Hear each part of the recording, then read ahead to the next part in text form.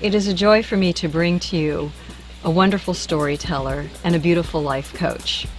I will be introducing you to Laura Meeks today. Laura is an author and a successful businesswoman who ran a multi-million-dollar business. And she has experienced amazing things that will blow your mind, basically. And Laura uses her experiences to teach people how to create a life that is exceptional, because she lives an exceptional, expansive life. My name is Dale Olansky, and I am a spiritual living mentor. And Laura and I have been working together for the past few years in a mastermind group. And we come together using our professional skills to brainstorm and to elevate each other and to support each other in our journey through expanding ourselves, our businesses, and our lives, because we're all about having a big life that is very lucrative and very exciting. So I'm here just to let you get a whole lot of information from Laura, to experience her and to get to know her, because you've never heard her story before. Her story is unique, it is powerful, and it is very exciting. So without further ado, I would like to introduce you to Laura Meeks. Well, thank you. Thank you. Woohoo, I'm here. Welcome. You know, I appreciate that. You and I have done a lot of work together in our mastermind group, and we really do a lot of work in personal development. And one of the things that I did want to say right at the beginning is that very often I find that people are asking me what a life coach is, what's the value in a life coach. And I have to tell you, from my personal experience, and this is just me coaching other people, but I think there's some things that you need to be thinking about. One is that as a life coach, I bring tools to the table, things that are going to help you make those big leaps in your career, so that you're not spending 20 years. We want to get this done in 5 years. So we bring tools.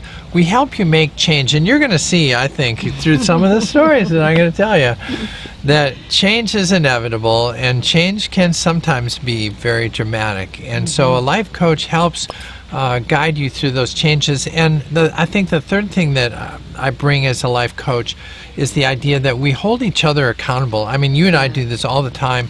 In our mastermind group is that we will craft up an idea, a thing that we want to work on, and it sounds so great, but then the ultimate question is the by when question. Well, Dale, by when are you going to do that? When are you going to make those phone calls? When are you going to write that chapter of your book? And it's those holding you accountable. Those are the things that make you rocket ahead. And again, I have to tell you, I'm not necessarily interested in my personal life in making small little incremental changes. I've lived a very full life, and I'm a little further down the road than I sometimes like to believe. And I know that I don't have, zillions of years left here. So I would like to get these things done quickly. And I think that's part of what a life coach can bring to your life is that is something to give you that quantum leap. We were talking about we think that we have to go it alone, or we can do all this. We don't need a life coach, and we know how to make things work, or we can go look at a book or something like that. But you and I have spoken that you can't do it alone. No Lone Ranger. I love that phrase. There is no such thing as a Lone Ranger. In this world where you have Google and the internet, you would think that you could just jump on and do this all yourself. But if I could give you one great piece of advice, it is that we can't. This is a collaborative thing. In fact, one of the things I love about this Playtime is Over conference is this is women gathered together to support and collaborate together. We are sharing information this weekend. So yes, it is about collaboration and getting added perspective. Again, unless you just want to make this, your 20-year plan, I would say think about collaborating, learning from each other. That's important. Don't you think? I think it's, and I think that women are really coming into a period of time in history where we are becoming powerful, and people like you are igniting that their dreams and giving them the tools to be able to make it happen. And that's cool. That's the big leap. Whereas some women might not have had the tools or how to do it. They've got the dream, but you show them exactly how they can do it. And so much of what we talk about is the dream, and that's an important part. We're going to talk a lot about the dream. In fact, my first little spiel could be about the dream. Do you think? I know you are all about the dream, and your book that you wrote it's Dream On. And the name of my book is Dream On: Yes. Timeless Strategies to Reignite Your Passion for Life. And it's a whole book. So yes, you can read that, and I would encourage everybody to read that book. But after that, then I would say, collaborate with others. Take those ideas, because a lot of the ideas are very spiritual as well. Affirmations, visioning, all of those things are tools that we bring to the table. Now, you shared with me your talk title that you were going to focus on today. It was Truth? Well, tell me again what it was. Being Truth? It was Love Your Truth. Love Your Truth, yes. And Let Your Dreams Fly. So you're all about truth and dreams. Truth and dreams. So we could talk about either of those. Yeah. Truth or dreams. It's like truth or dare. So let's roll some dice and see which one. Well, look, it's dreams. Dreams wins. came out. It was like, I was lucky, because that's what I was going to talk about anyway. Beautiful. Yeah, I have two stories, and it's really interesting. Dale, you and I know that there's so much to talk about. We could talk about for weeks, and we know that we don't have weeks to talk about tonight. So we're narrowing our focus down to just two stories, which after you hear me talk for a little while, it may be hard to believe that I could narrow down my focus to two stories. But the very first story that I want to talk about, it's a hero's journey. Both stories really are hero's journeys. And they are hero's journeys that I lived through. So the very first story deals with the topic or the idea that to build your life and to make a quantum leap, the real key, I think, is to build a vision and hold it out in front of you. You need to keep that constantly out in front of you. So to emphasize that, I have a story in my life of when I've actually done that. And it starts when I was about 15 years old. We grew up in rural Minnesota. We had 7 acres. I grew up with 3 brothers. And, Mom and Dad worked, and so we were home alone a lot, and we would go out in the field. And I really kind of thought, life has got to be much more exciting than this. And I've got to get out of here somehow. I wonder how I'm going to do it. So I would look up into the sky, and I would see airplanes. Now, it just so happens our house, even though we're in the country, we're kind of like in the flight path for airliners coming into Minneapolis Airport. And so I would see airplanes all the time. And so this is what I did. I started cultivating the idea that I was going to fly airplanes for a living, that if I could fly airplanes, I could get out of Minnesota, because airplanes leave Minnesota. So I was like, oh, this is going to be great. I'm going to fly airplanes. Now, another piece of this is that dreams, often people say, well, I just don't have this passion. I don't have a burning passion. There's a lot of things I like. Honestly, no one gets bonked on the head and gets a burning passion. You don't. What happens is you take something that you like. I desired and loved flying, and I built that into my passion. So, and part of the way that I built that as I was growing up is I went to the library and I read books, but most importantly, I would go to museums, air museums. I would go to air shows, and I would walk around airplanes, and I would touch them, and I would think about what that was. And really what I was doing, I didn't notice at the time, but what I was doing was creating a crystal clear vision of what my future was. And I'd heard, this is maybe an old saying from Minnesota, but if you want to walk across a field and leave a straight line, the way you do it is not by looking down. You look across that field and you find a fence post and you look at that fence post and you walk towards it. And that's what that was for me. I was crafting up a vision, and that's so important to anybody that's going to try to make a quantum leap or a big jump. Is you got to know what that looks like, and you got to hold it out in front of you, right? I mean, true for you. Very true. Very true. And so there I was. I was a young kid, and I wanted to go flying, and here's another thing that I found out in the pursuit of your dreams. I looked at flying lessons, and it turns out flying lessons cost about $700. Were you a babysitter? Did you babysit? Yes, of course. And how you earned? $10 for a night. Hours? Yeah. I mean, for me, one of the ways that I earned money is that I mowed grass, and I got really good at it. But at the time, I earned 50 cents an hour. To go out with that mower and the dust and the dirt, and I'm mowing grass. But I had that dream that I wanted to fly. This turned into a passion. So here's what I figured out. I figured out that if I could start flying lessons for $700, if I could get $700, I could start flying lessons this summer before I went to college. So I was gonna mow lawns. Now, one of the other things that I found is that a lot of times, if you have a really good dream, I would suggest just jumping on the dream first. Don't think about it too much, because here's why. If I had thought about it, $700, if you do the math, $700 divided by 50 cents an hour turns into 175 8-hour mowing days. Now a summer's 90, so if I'd even thought about it, I wasn't going to earn 700. But thank God for parents. So I talked Mom into this idea that I was going to be a pilot when I grew up, and she lent me the $700 with the idea that I was going to pay it back, and maybe not that summer, but I would go to college and do that. So that's what I did. I took what I had, and I did what I could to move myself forward, holding out that idea that I was going to live this dream. And I had actually morphed my real dream morphed into this statement: I want to earn a living flying jets.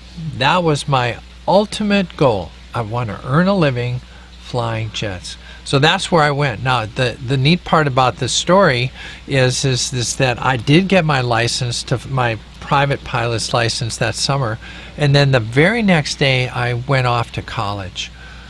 Now, this is where all great stories have a twist. Every hero's journey has to have something that you overcome. And so I did have this thing that I was going to overcome, and it turns out it fell into place like this. When I got to college, it turns out that the way that you could get into the Air Force is if you joined ROTC, then I could go to college for 4 years, get a degree, and they would put me right into pilot training. And I thought, oh man, does it get any better than this? I made it. I mean, I have my private license, I'm in college, I joined ROTC, couldn't get any better. Here's the twist. So they all of a sudden, they say, well, to stay in pilot training, you got to have a scholarship. I compete and I get a scholarship, and you think, oh man, where's the twist? Twist is I'm about to sign the papers. The lieutenant colonel, who is the the head of our detachment, is there, and he says, oh, hey, there's one little twist. And I go, hey, what is that? And he goes, well, this is a navigator scholarship. And I go, wow, I'm a pilot. Remember, I'm a pilot. I'm holding it out in front of me all the time. I'm a pilot. And he said, well, it's not that bad. He says, here's the deal. You sign right now and you'll be a navigator and you get some money till the end of the year. And then when you come back, after next summer, you're going to come back and we're going to sign the papers and turn it into a pilot scholarship, and man, you're off and running.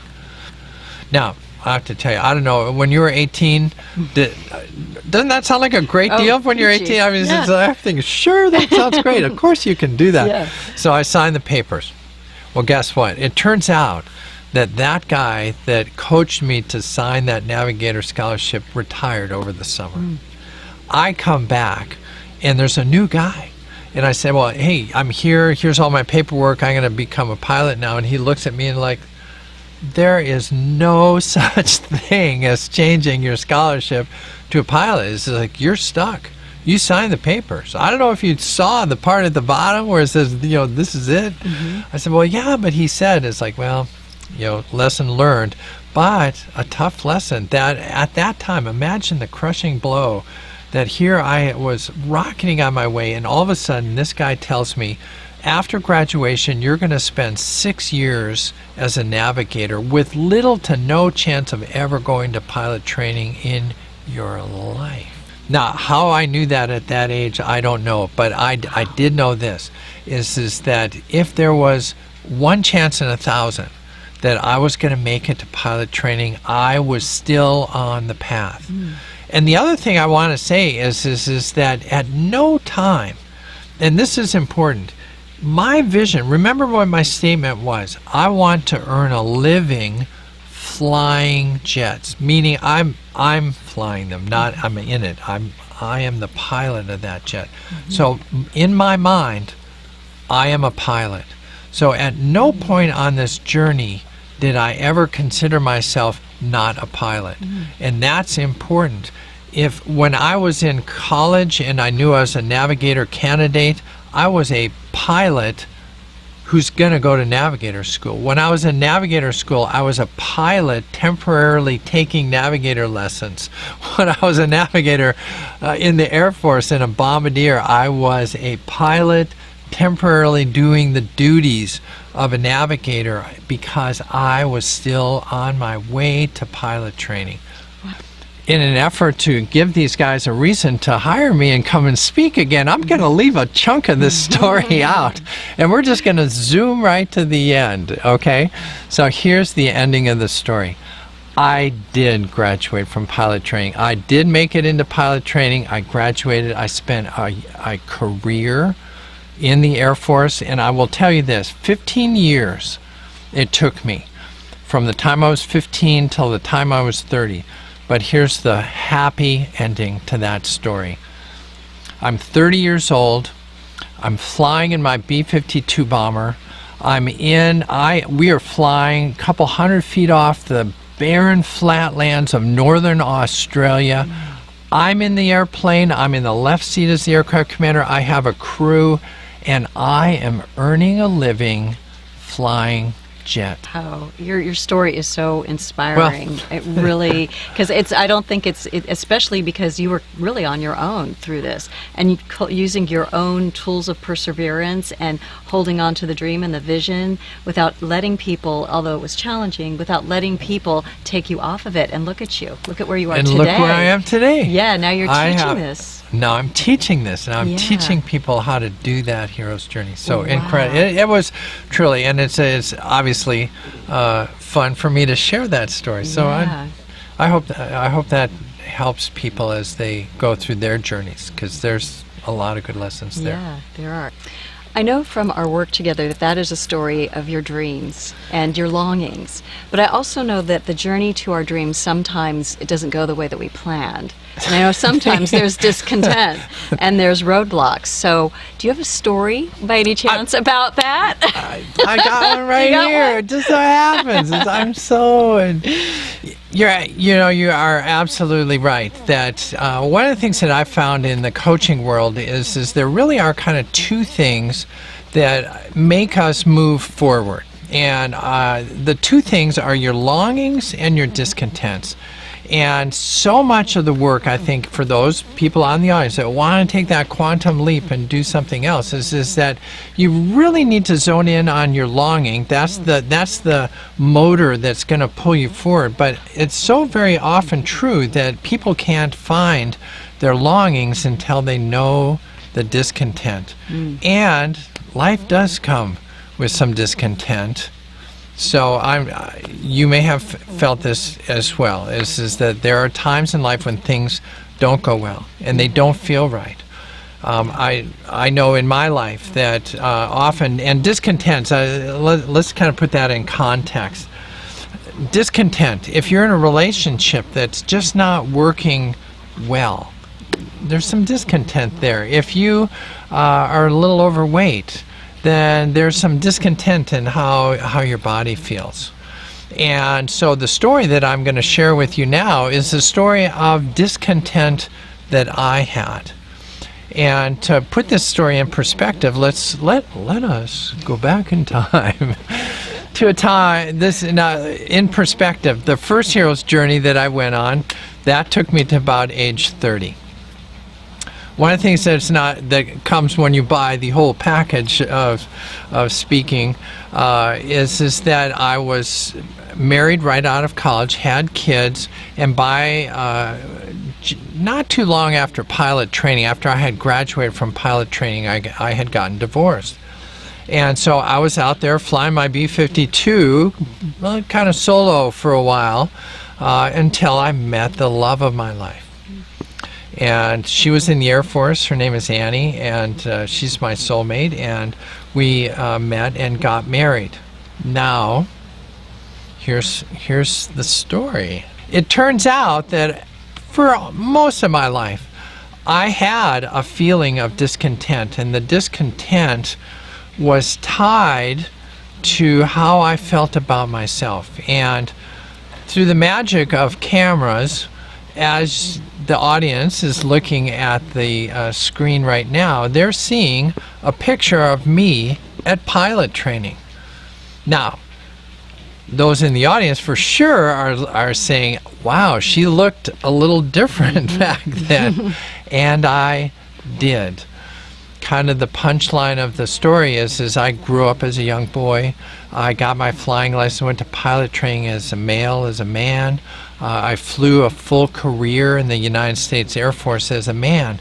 But the discontent was this. There was a mismatch for me. There was a mismatch between what I felt like I was inside and what was presenting on the outside. So if I was looking in a mirror, it always felt wrong. Now, what was interesting about this story is that unlike today, where the term transgender is seemingly well known, we know some very famous people now that are transgender, and I like to say they're famous, but I'm lovable, so I have that going for me.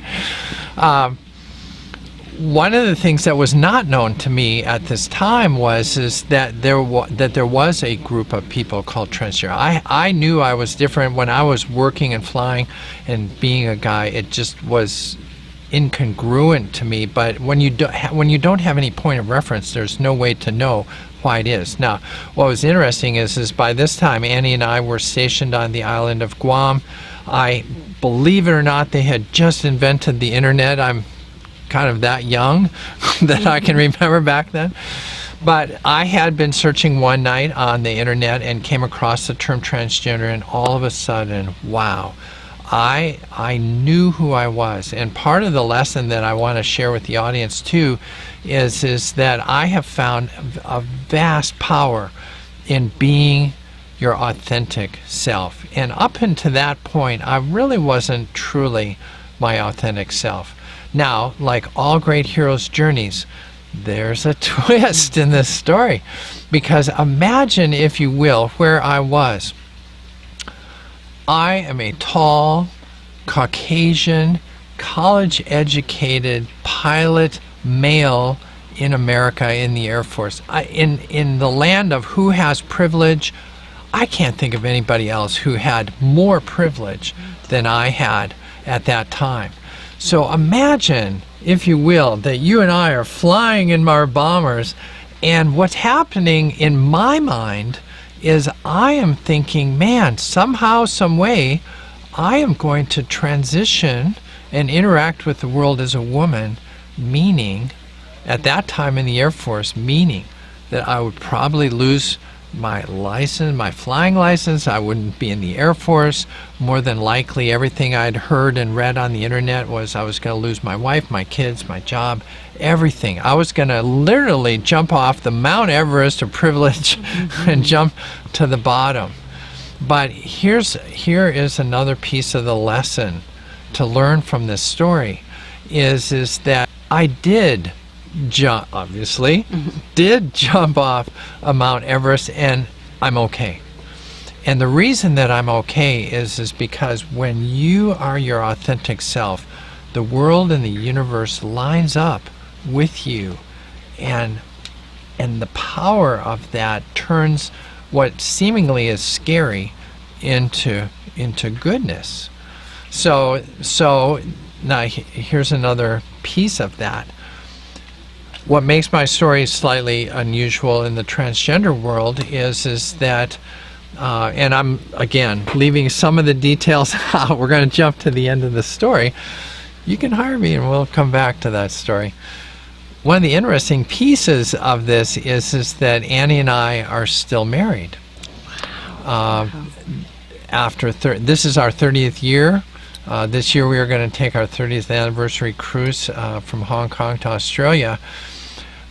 But to make that happen, what I want the audience to understand is to make that happen, there had to come a time where I literally looked in a mirror, and I looked straight into my own eyes, and I said, Laura, you are a transgender woman.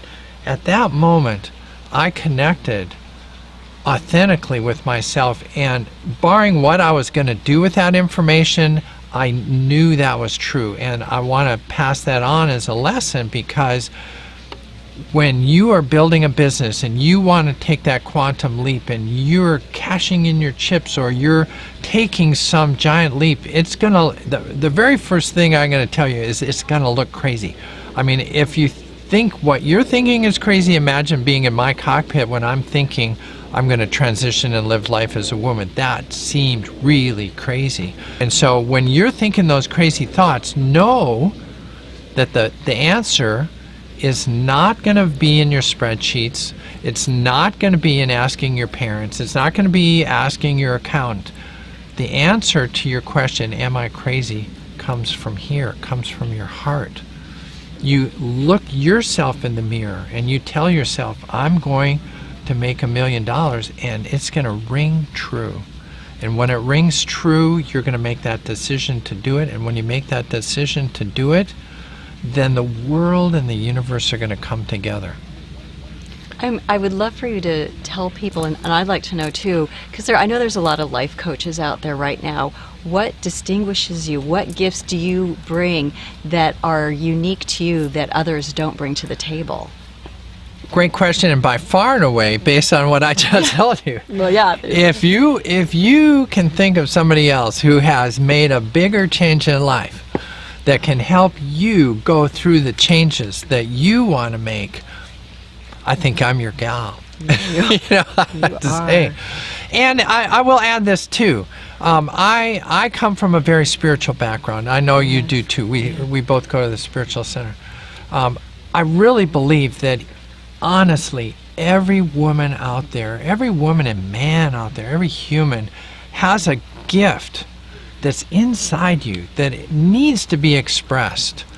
And that's my new function in life. My new function is to help tens of thousands of people make the change in their life and bring their gifts. It couldn't get any better than that. Yeah. I'm always re-inspired when I hear your stories, and I've heard your stories in numerous places, seminars, and I'm re-inspired. Yeah. And I think it's really great to just hear these stories, because you show us that no matter how big your dream seems and approachable, you break that down. You break that barrier for women or anybody you're working with, and you show them that everything is possible, and you do it through your teaching, through your experiences, your stories. They break it all apart. Yeah, and I just think it's wonderful.